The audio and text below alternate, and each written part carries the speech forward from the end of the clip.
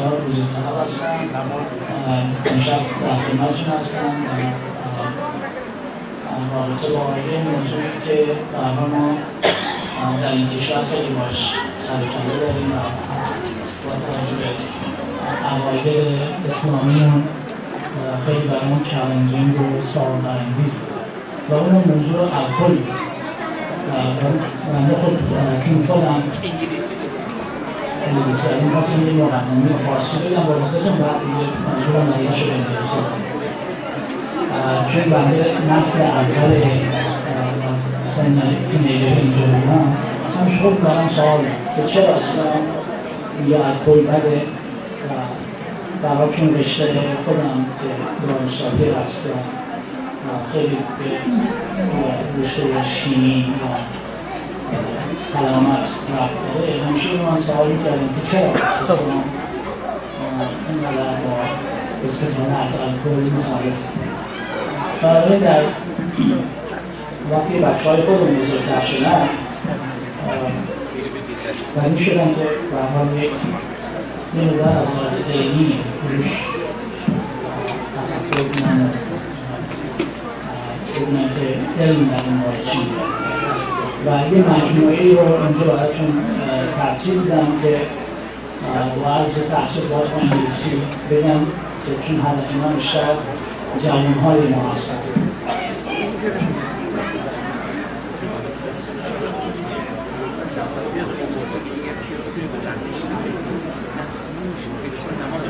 Okay, good evening everyone.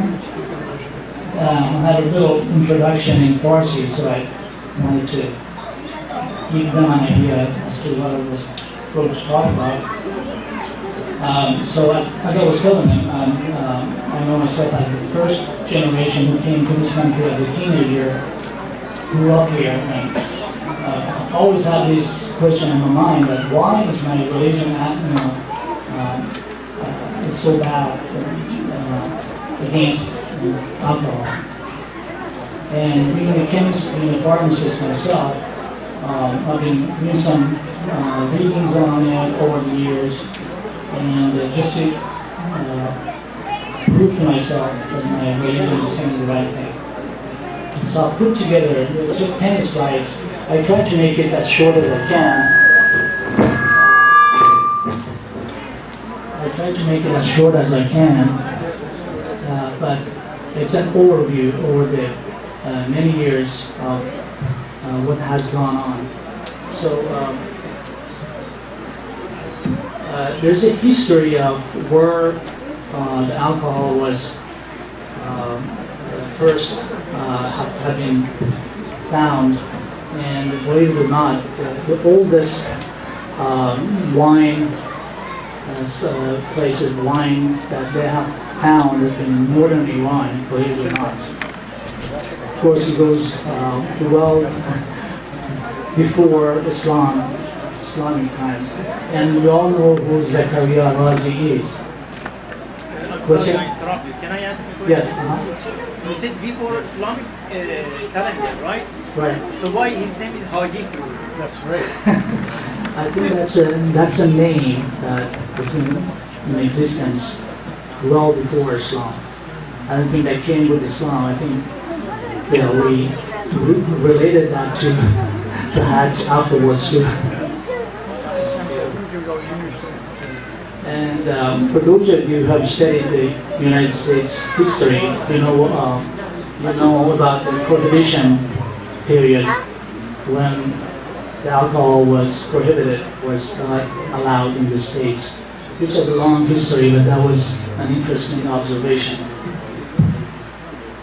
Different forms of alcohol. We know that there's methanol, which is also known as wood alcohol, and we also have ethanol. Ethanol is the one that they use in alcoholic beverages. Of course, there are other types of alcohol for like isopropyl that we use for disinfection. Now, benefits of alcohol. So this is the part that made some controversy at first. I vividly remember that. The year was 1991. I was watching this 60 Minutes on CBS on a Sunday evening, and they had this program called French Paradox. And there was this observational thought that the French people live longer and have less cardiovascular problems, less heart attacks, for example, than other Western countries. Why? And that was the paradox question. And they, 60 Minutes at least, concluded that it was probably because they drink more alcoholic beverages, especially wine. So that was the beginning of what they started to cash in by the alcohol makers, basically. So there was one study in Spain that some of the wine companies did, that they just narrowed their study on cardiovascular issues, and they showed some benefits of people who drank wine over a long period of time. So that they had less cardiovascular incidents.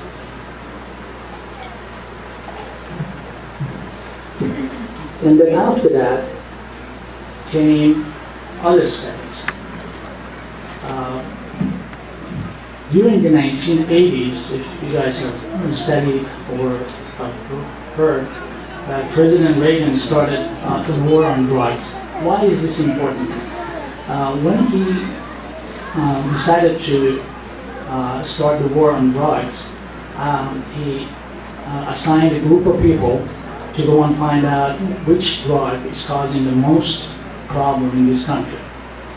So after 3 years of checking things out, they found out that they came back with the answer: alcohol is causing the most trouble in this country. I vividly remember this, that President Reagan was just saying, I mean drugs, not alcohol. And they said, yes, alcohol is a drug, basically. And that was a very important moment. And then in 1988, for those of you who have taken chemistry, the World Health Organization, they classified alcohol as a group 1 carcinogen. Those of you who know what carcinogen is, means that it can cause cancer. So that was established back in 1988.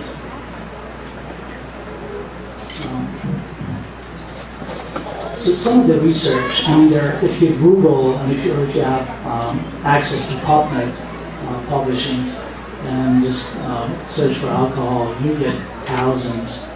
So there's been a lot of published studies. A few of them that were important to me as a healthcare provider are listed here. There was one study that showed that alcohol, if it is people who drink it in earlier ages, it can cause a gene issue, a gene mutation that can make him become more alcoholic, and it's harder for him to put it aside, put the dependence aside. There was another study that showed that it can increase the incidence of macular degeneration. The macular degeneration is a disease of the eye, leads to blindness.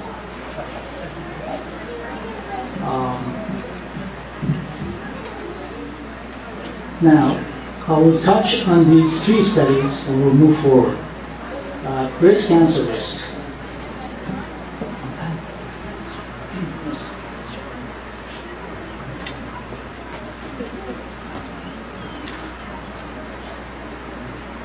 There was one study in 2011 that they concluded that drinking alcohol does increase the risk of breast cancer. And that was a very important moment because women were involved in it. There was one prospective study between 1988 and 2004 that was actually published in 2011.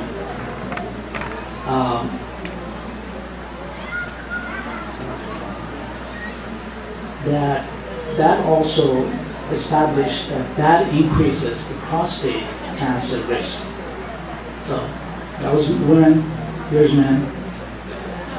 And there was one study in 2013 that established that alcohol causes 1 in 30 cancer deaths in the United States. Now, here are some of the more recent conclusions that the clinical studies have drawn. Alcohol ups mortality and cancer risk, and there's no net benefit. So it's been a debate as to whether drinking alcohol, if you look at the risks and benefits, the assumption, especially after that 60-minute report, was that the benefits outweigh the risks. But here, this study that was published in Lancet, for those of you who are familiar with it, it's a very reputable journal. They established that there's no net benefit. And then came, in 2014, a conclusive conclusion from a world organization that's well known around the world and respected, that established, as it says, no amount of alcohol is safe. So basically they nailed it in the head. It's just established that any amount of alcohol is just not safe, period.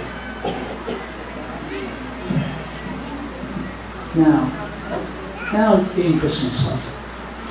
So what does Quran says about alcohol? So as I understand, and please correct me if I'm wrong on this one, there are 2 verses that Quran talks about alcohol. There's one that is kind of touches the subject in a lighter way, and which is come earlier.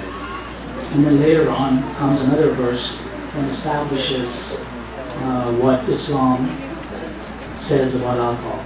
So the first one is verse 219, Surah Baqarah, and I'll read it to you.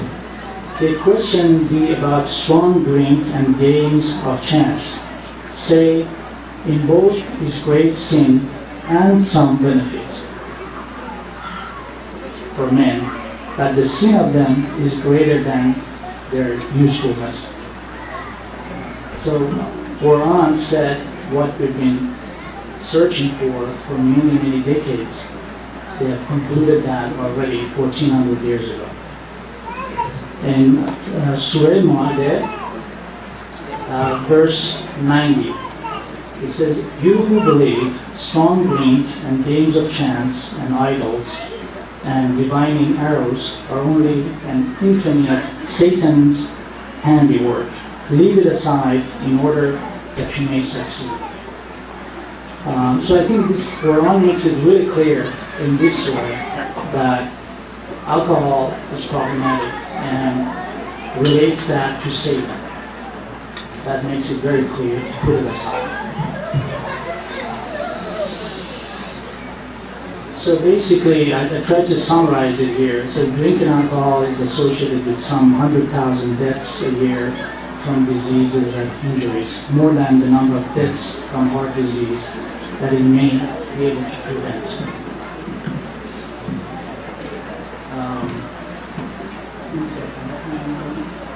with you, but I don't have that. Now, here, first of all, I have all the references, the things that I talked about as a scientist, and I can't just speculate or give you my opinion. I'm not used to it, at least. But these are some of the facts, and if you're interested in looking at the references, I have them all available. Now, since my audience really here is people, younger people between the ages of 12 and 30, really. So it's those of us who are older, we've made up our mind, and we know what we're doing. Now, for those of you, if you have any questions, any comments, I would like to entertain that. Any questions, comments? So you talked in the beginning about the 60-minute report on the alcohol drinking. Was it about alcohol or was it about wine? I thought I remember it being about Very good question. So the question was, some of those benefits that they talked about in the 60 Minutes program back in 1991, was that about alcohol or wine? And that's a very good question. And all these manufacturers of beer, liquors, they've been trying to gain some market by that report. So they've done their own studies. And guess what? All the studies show that mortality has increased after using it. So apparently there's a component in wine that is beneficial. And that beneficial part is what? It's not alcohol. It's the other components of it. So there are some... Yeah, I was going to say, because I remember there was a follow-up report or study that it said that the same benefit that people were getting from wine, for example, they were able to get from grape juice. That's what I recall anyway. I see. Yeah, that was a kind of more of a speculation. I don't know if there was a study done, but the comment is that can grape juice do the same thing as wine? And we really don't know. We probably can. It's probably as beneficial. But I don't know if there was an official study done to compare. Question? Yeah.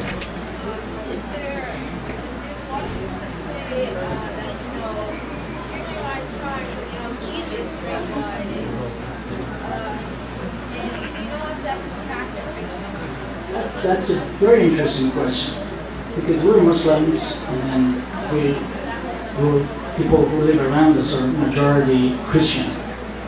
And Christians, like this brother said, they actually drink wine in their ceremonies.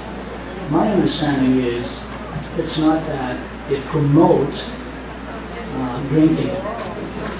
It's part of a ceremonial thing. I mean, that's my understanding. That they do that to symbolize Jesus' blood. I guess I'm not very knowledgeable about that. But it kind of just symbolizes that. Not to drink it as a daily thing to benefit from it. شاید چیزی هم که دکتر شاید چیزی هم که حضرت عیسی خوردن ما و شعیر بوده شاید. یعنی ورژن حلالش And you never know if that wine has alcohol in it or not. Who knows? Or maybe they can use a juice instead to do the ceremony.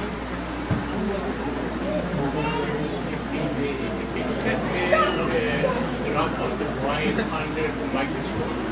We see a microorganism with the name of yeast, which when the person drinks wine, the yeast, number of the yeast created in the body works right.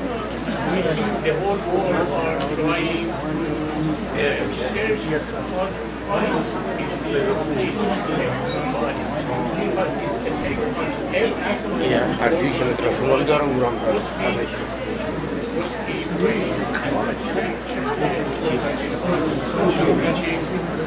Actually, it's an interesting comment this brother made. Apparently, wine, since it goes through certain reaction that occurs to produce the alcohol, there is some yeast species in there. That yeast species, the question is, what does that do to your body? Physiologically, where does it go? Where does it lodge? Can it harm you? And these are the subject of research. And who knows what's going to come out of it, right? Maybe the yeast is not a beneficial thing. It could be harmful thing, maybe. Yeah. So according to this brother, saying that yeast can cause a lot of diseases. At this stage, the only way which they fight with it is antibiotic. Unfortunately, antibiotic is the good microimmune system, which is good for the digestion. I see. So it's changed the balance in the body completely.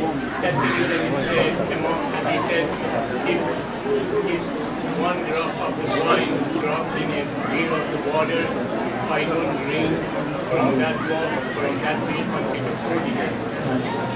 But it's thrown in the water, and yeast thrown in the water. So the moral of the story is, this is my opinion, that in our culture, in our new country that we have adopted, we really need to be open and talk about these things. There are some subjects that we've kept as a taboo, and I know that I'm not very comfortable, or wasn't comfortable coming talking about it here, but I did. But I hope that this opens up the discussion. Because you guys go to college, you guys go to high school, and alcohol is everywhere, unfortunately. It's not Islamic country, right? So we just need to know what's going on, what it is, what it does. If you don't know it, you can't just close your eyes and say no. So it's a little hard to today's age. So please do more research yourself. Doctor, as you know, majority of those medications has some sort of alcohol in it. So that means like it does some benefit also. Good question. His brother's asking, what about some medications, like cough syrups, for example, liquid forms that have alcohol in them? The reason they use alcohol actually is to keep the active ingredients in solution. If they don't, it'll precipitate and basically will settle. So sometimes they have to use alcohol in order for the delivery of the medication. However, after that, you remember we talked about the carcinogenicity of the alcohol that was established back in 1988. After that, I thought they would really ban any amount of alcohol from anything and then find a way to deliver the medicine in a different way. But that all depends on how much it is. The dose of the medicine with some alcohol, like 5% alcohol, is not going to add up too much. You said that the WHO classifies alcohol as non-carcinogen. Is group 1 meaning the highest level or the lowest level? Yes, group 1 is the highest level. Yeah. And the head and neck cancers were established at that time. They knew that a lot of brain cancers and cancers of the neck, like the thyroid gland or the esophagus cancer, that were related to for sure. I just wanted to point out for the audience a bit about Ronald Reagan and so basically, the intent of the government with the war on drugs, the intent of the government with the war on drugs.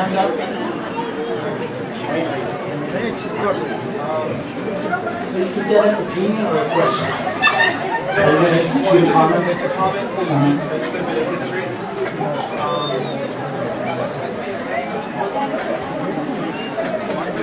Here?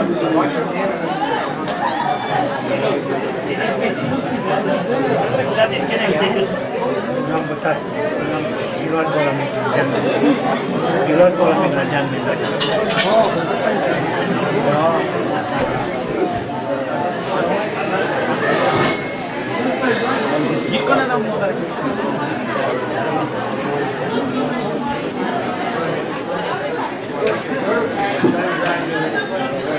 Testing. Okay. So just a bit of quick history about President Reagan and the war on drugs. Their intent was never really to stop the flow of drugs. On the surface, maybe, but we know this has been a proven fact over a long period of time that the government themselves was dealing with cocaine deals, flying shipments into the Arkansas airport when Bill Clinton was governor at the time.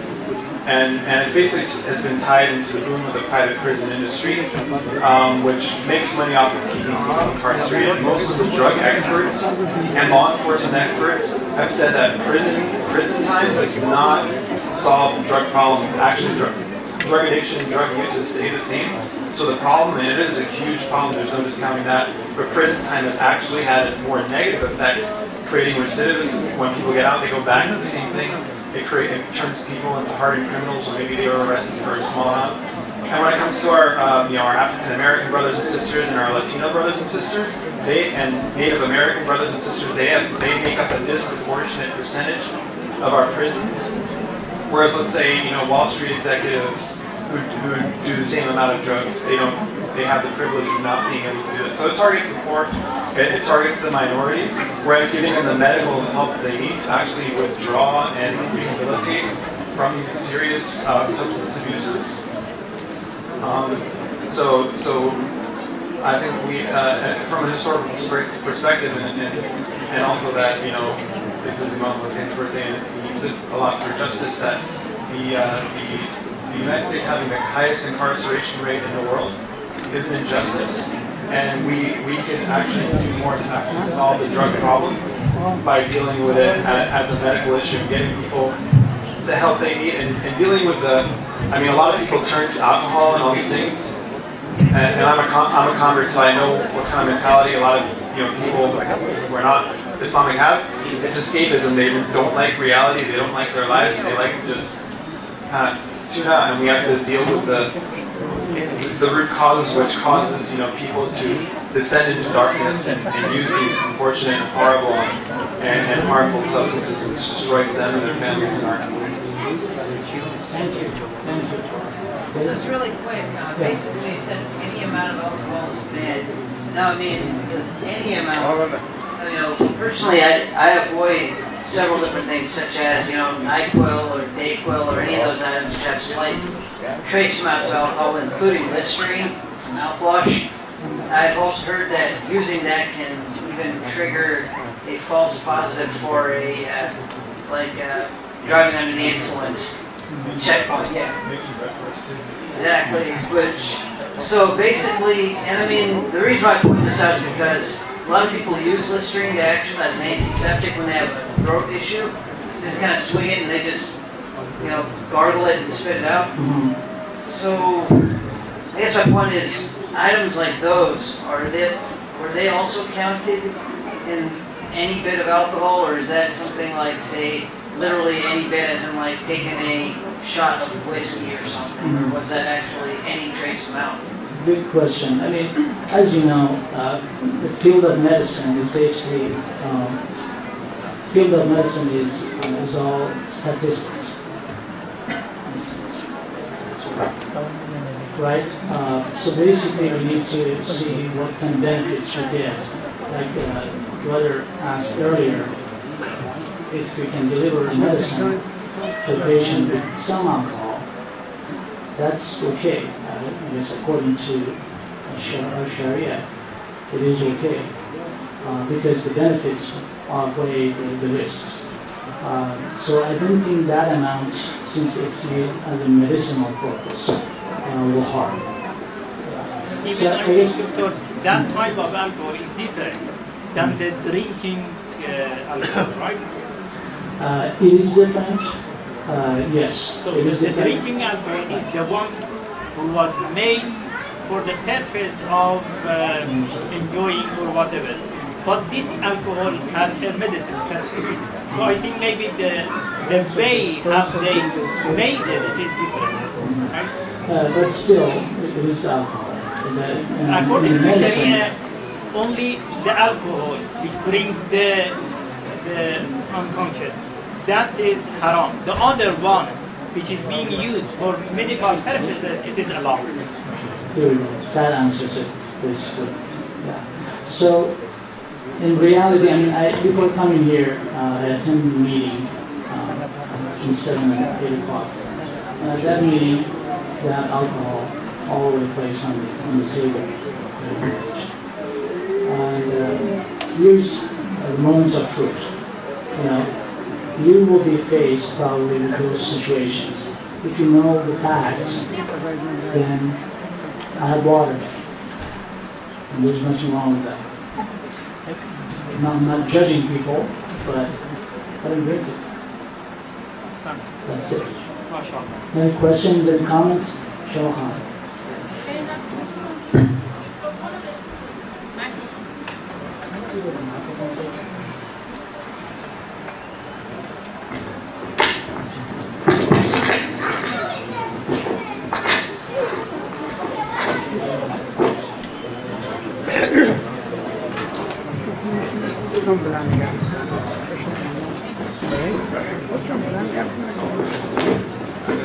بسم الله الرحمن الرحیم. خیلی ممنون از این موضوعی که شما مطرح کردید.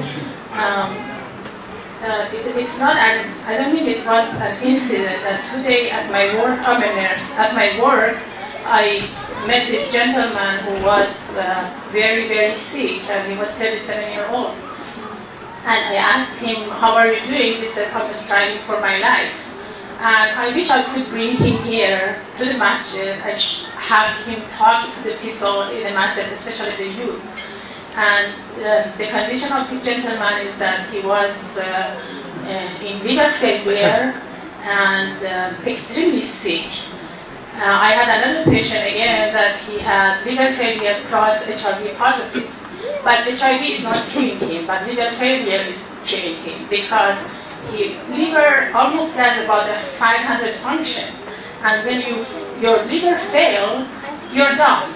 And you have no choice. You either have a liver transplant if it works, or you just wait to count your days and die. And both of these gentlemen were dying from drinking alcohol.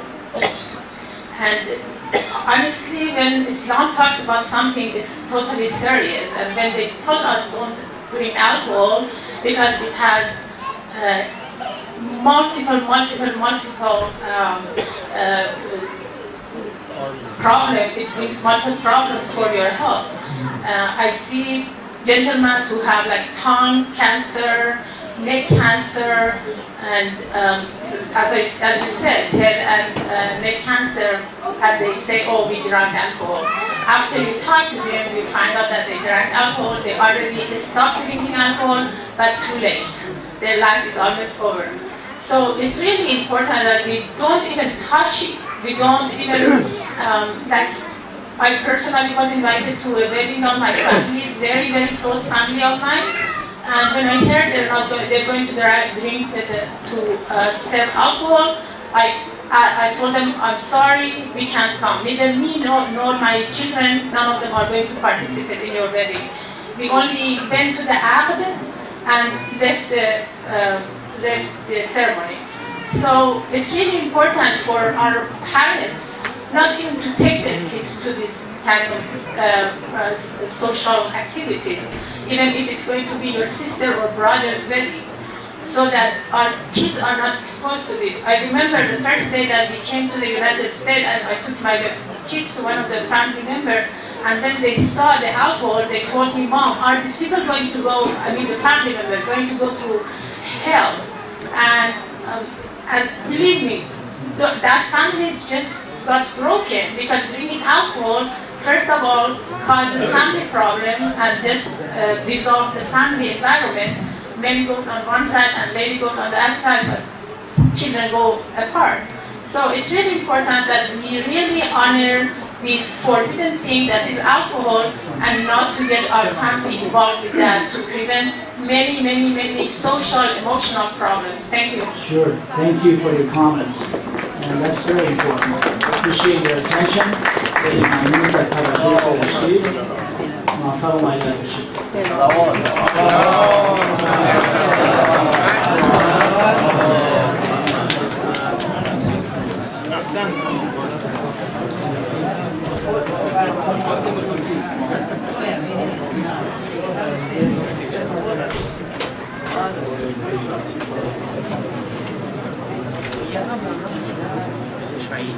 احسنتم دكتور.